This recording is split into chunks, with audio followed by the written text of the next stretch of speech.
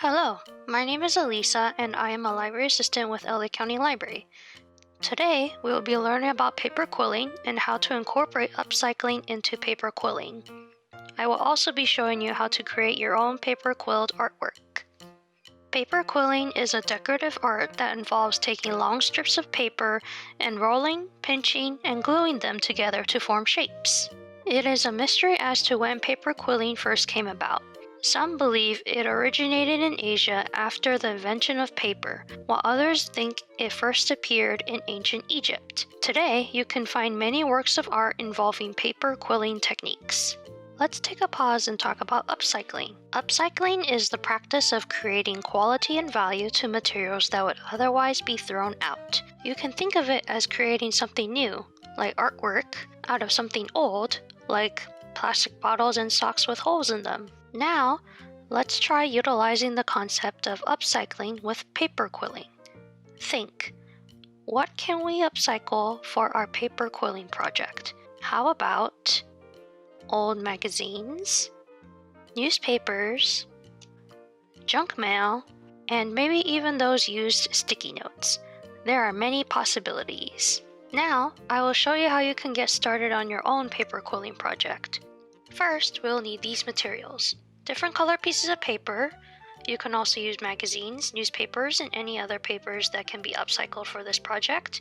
Scissors, a ruler, glue, a pencil, and things to quill your paper with. I'm going to use a bent paper clip, but you're welcome to use whatever you may find around the house, like a toothpick, cotton swab, or a small straw. First, we are going to take our paper and create strips. You can take a ruler and measure out evenly spaced lines, then use those as guidelines to cut your paper. You want to make long strips, so use the long side of the paper when marking. Once you have finished marking, take your scissors and cut out your strips. Depending on what you want your paper quilling art to look like, cut out the appropriate number of strips.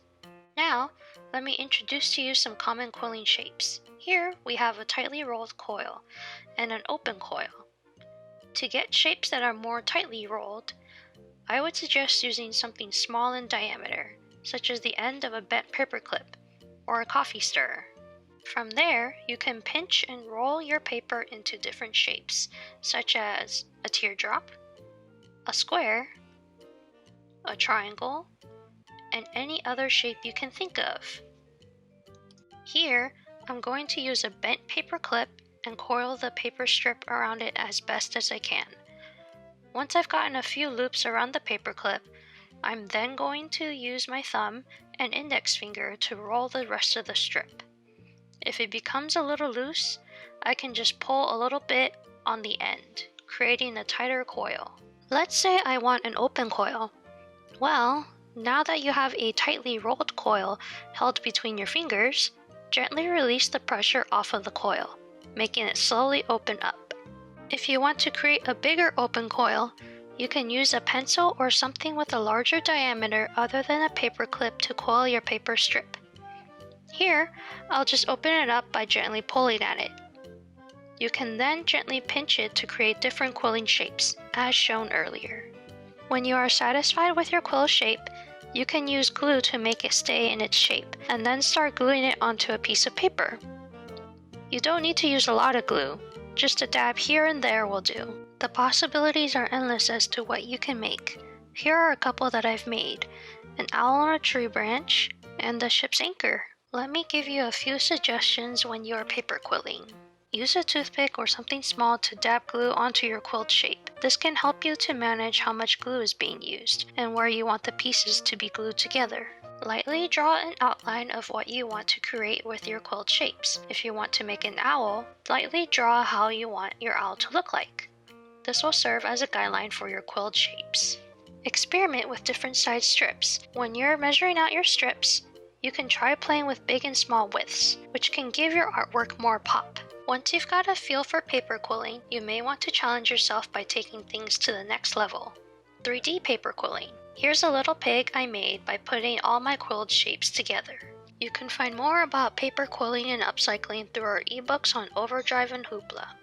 which can be found on our website at lacountylibrary.org under the Digital Library tab.